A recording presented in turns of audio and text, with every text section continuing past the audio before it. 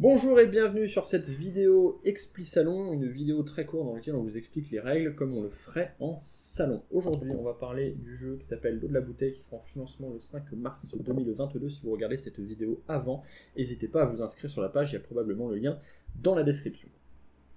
L'eau de la bouteille, qu'est-ce que c'est? C'est un jeu dans lequel on incarne des passeurs dans l'au-delà, donc tout le monde est mort, tous les joueurs sont décédés, et au lieu de faire une queue à rallonge pour passer dans l'au-delà, on a décidé de devenir nous-mêmes passeurs et donc d'aller chercher les amérantes qui se trimballent dans les mondes de l'au-delà, histoire de passer au paradis plus rapidement. Celui qui aura le plus de points à la fin de la partie aura le droit de passer dans l'au-delà. Pour les autres, c'est retour dans la file d'attente. Comment ça se passe? La mise en place très simple.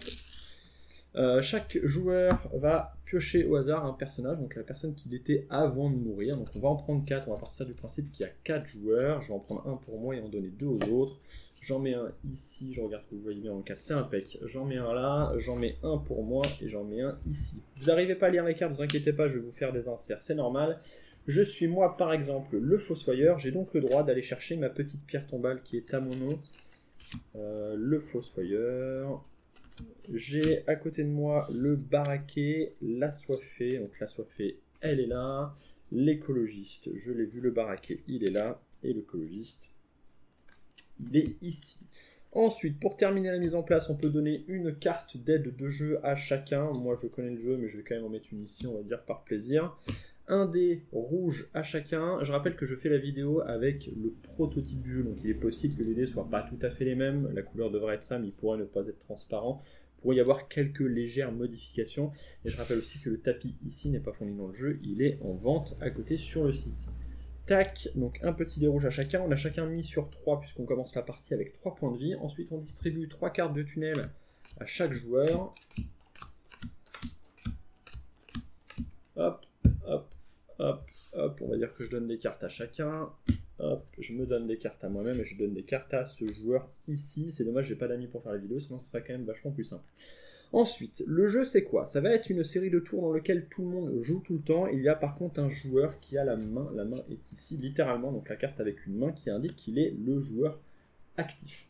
Ce joueur actif va prendre la plupart des décisions du tour, mais les autres joueurs vont l'accompagner et vont quand même interagir avec lui tout au long de son tour. On va enchaîner les tours. Si on est 4 joueurs, on fait 2 tours de table complète, c'est-à-dire qu'on va faire exactement 8 tours ici. Si on est 3 joueurs, puisque ça se joue de 3 à 6, on fait 3 tours de table, donc 9 tours en tout. Ensuite, comment ça se passe? On va parcourir les cartes qui sont ici, donc ça représente les lieux. On a le tunnel, le fameux tunnel vers la lumière, on a les limbes et on a le purgatoire. Chacun de ces lieux a des récompenses et aussi des menaces qui sont de plus en plus dangereuses. Donc le tunnel c'est relativement mollo, les limbes ça commence à être compliqué et le purgatoire, il faut éviter d'y mettre les pieds, ça arrache les fesses. Comment ça se passe? Je vais prendre la petite tête pour pas vous dire de conneries, mais quand même. Hop, l'errance. Première partie de chacun des tours. L'errance qui permet donc de construire ce qu'on va appeler l'épreuve. C'est-à-dire que le joueur actif, on va dire que c'est moi puisque j'ai la petite main, va faire une pile, donc une épreuve de 1 à X cartes. X cartes c'est le nombre de joueurs, donc 4 ici puisqu'on joue à 4. Et il peut faire le mix de son choix. Donc il pourrait prendre par exemple 4 cartes ici, ou 4 cartes là, ou 4 cartes là. Mais je peux prendre 1 et une là, et je peux aussi faire moins, donc je peux très bien dire je vais prendre une carte ici, je peux très bien dire en fait je vais prendre ça en plus. L'important c'est que je ne les retourne que quand je suis satisfait de mon mix, donc là par exemple on va dire que je suis quelqu'un un petit peu coquin, voilà, je fais une carte rouge, une carte jaune et 2 cartes bleues. Une fois qu'on a fait le mix, donc on a fait la première partie du tour qui s'appelle l'errance, on va retourner toutes les cartes. Il va y avoir plein de types de cartes, on va rentrer très rapidement dans le détail derrière. Je vais aller vous chercher un petit mix de trucs un petit peu intéressants, histoire que vous voyez un petit peu de tout. Les cartes, elles sont de quel type? Elles sont du type événement, je vous en affiche un, c'est ceux qui ont la porte, il suffit de lancer le dé et de suivre le texte. On a les monstres qu'on va affronter, vous voyez qu'il y a une valeur à passer en dé, donc là par exemple j'ai le chérubin, donc je lance le dé, si je fais 4+, je le touche, si je fais moins, il me tape, il y a le point de dégâts qu'il inflige au milieu et ses points de vie tout à gauche. Ensuite il a un effet, tous les monstres ont un effet qui est différent et unique. On a les amérantes, donc qui sont les fantômes qui vont permettre d'accumuler le plus de points dans la partie, qui vous donnent un pouvoir quand vous l'avez acquis, et qui vous donne des points à la fin de la partie si vous avez réussi à la passer, donc à la ramener dans l'au-delà, puisque c'est le but de votre jeu, vous êtes des passeurs. Il y a ensuite les dés qui permettent de modifier les valeurs de vos lancers de dés.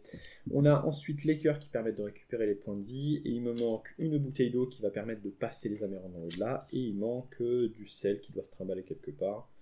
Je trouve une petite carte de sel. Et voilà, un petit pot de sel ici qui permet d'infliger des dégâts aux monstres. Donc voilà à peu près tous les types de cartes. Je vais rester sur mon mix de tout à l'heure. Je sais plus ce que j'avais, donc je vais faire comme ça, tant pis. Hop, hop. Et voilà, donc j'ai mon petit mix de 4 cartes et on va les organiser. Donc là j'ai le tapis, moi c'est l'avantage, c'est que je peux les ranger. Donc hop, les événements ça va là, le monstre il va là, l'eau elle va, je vais y arriver ici, et la mérante va ici. Donc ça c'est la première étape, l'errance. Ensuite le dilemme. Donc, deuxième étape de chaque tour, on va demander à chaque joueur s'ils veulent partir avec moi pour affronter l'épreuve, c'est-à-dire affronter les événements et affronter les monstres, et ensuite se partager les butins. Donc s'ils viennent et qu'ils viennent à la mare avec moi, ils auront aussi la chance de récupérer les butins. Donc on pose la question à chaque joueur. Chaque joueur peut dire je viens pas. On va dire que l'écologiste a envie de venir. La deuxième action qu'il peut faire, c'est rajouter une carte de sa main à l'épreuve. Donc il peut dire moi par exemple je viens et j'ai envie de rajouter un cœur. Hop, et du coup je pioche une carte. Donc il a rajouté son petit cœur et il vient. On va dire à la Sophie par exemple qu'elle vient mais qu'elle décide de ne pas rajouter de carte, pourquoi pas. Et le baraquet lui va faire un petit peu comme pas tout le monde, il va pas venir mais il va dire par exemple je rajoute un monstre pour vous emmerder. Donc on engage les petites cartes ici pour montrer qu'on vient. Le joueur actif est obligé de venir puisqu'il s'agit de son tour, lui il n'a pas le choix, c'est lui qui a fait le mixte. Et il va pouvoir prendre une carte de sa main et la rajouter s'il a envie aussi. Et par exemple je vais rajouter une autre carte de 2 litres d'eau. Donc voilà un petit peu près le mix, on a le cercle de partage en événement, le chérubin, le crocodile en monstre, le myope, de la flotte et un cœur. Qu'est-ce qui se passe maintenant? Le dilemme est fait, deuxième étape du jeu, du tour terminé, on attaque l'épreuve. L'épreuve c'est très simple, on va faire les événements. Les événements il y a deux types, il y a ceux qui ont une petite main, ceux qui n'ont pas de petite main. S'il y a une petite main c'est très simple, je suis que le joueur actif, c'est lui qui lance le dé. S'il n'y a pas la petite main, tout le monde va lancer le dé. Donc là il y a une petite main, donc il n'y a que moi qui lance. Je lance le dé, je lis le résultat. Prenez aléatoirement une carte dans la main de chaque joueur et ajoutez-les à votre main. Donc là, on va faire très simple. Je déclenche l'effet, je prends une carte à tout le monde et ça va dans ma main. Le cercle de partage est fait quand on est plusieurs à pouvoir lancer. Quand on est plusieurs à devoir faire l'événement, et bien tout le monde lance le dé. Ensuite, on va affronter les monstres. Les monstres, c'est très simple aussi. J'ai un dé, le dé noir, il sert à ça. Je lance le dé, je dois faire plus que le monstre. Si je fais plus, je le touche. Donc par exemple, là, j'ai pas fait plus. Donc il me touche. Par exemple, le chérubin me blesse parce que j'ai fait 1 et qu'il fallait faire plus de 4, donc il m'afflige 1 point de dégâts. Et son effet, c'est en blessant le joueur blessé ajoute toute sa main à l'épreuve. Donc là, typiquement, c'est le bordel qui se déclenche. Je suis obligé d'ajouter toute ma main et en plus, je viens de piquer plein de cartes à tout le monde. Donc je rajoute de la flotte, un fantôme et une carte de cœur. Alors dès que vous avez moins de 3 cartes en main, vous repiochez. Hop. Ensuite, moi j'ai fait mon tour, j'ai attaqué, ça va être à tous les joueurs qui m'ont accompagné de faire aussi leur action, donc ils vont attaquer, tout le monde va lancer le dé jusqu'à temps qu'on soit tous morts ou que le monstre soit mort. On va partir du principe que si tout le monde meurt, toutes les cartes qui sont ici, on les fout à la poubelle et on reprend le tour d'après si on réussit à survivre. Donc on va considérer qu'on a eu des bons jets, que quelques personnes ont pris des dégâts et qu'il y en a au moins d'entre nous qui a survécu. Puisqu'il a survécu, qu'il y en a au moins un, on va pouvoir se partager. Donc tous ceux qui ont décidé de venir, c'est-à-dire ces 3 personnages-là, la soifée, l'écologiste et le fossoyeur, vont pouvoir se partager le butin. Donc là c'est très simple, le joueur actif prend un truc en premier, on va dire que je prends le myope, qui dit si vous effectuez un 1, vous effectuez un 6, donc ça c'est son pouvoir passif du myope, donc à partir de maintenant j'ai ce pouvoir-là. Lui il va prendre une carte, on va dire qu'il prend le chérubin, elle décide de prendre l'eau...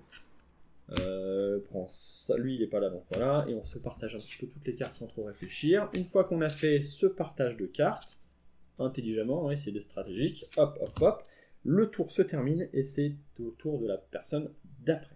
Voilà à peu près comment la partie se déroule. J'ai une dernière chose à vous dire que je vous ai pas dit parce que sinon ça serait pas drôle. On a quand même choisi un personnage au début de la partie, qui est ici, qui va donner à chacun des joueurs un bonus et un malus. C'est-à-dire que ça va un petit peu changer la manière dont vous jouez. Donc là, je ne les ai pas fait pour l'explication, parce que sinon ça complexifie tout de suite les choses pour moi, mais quand chacun le sien, ça se passe relativement bien.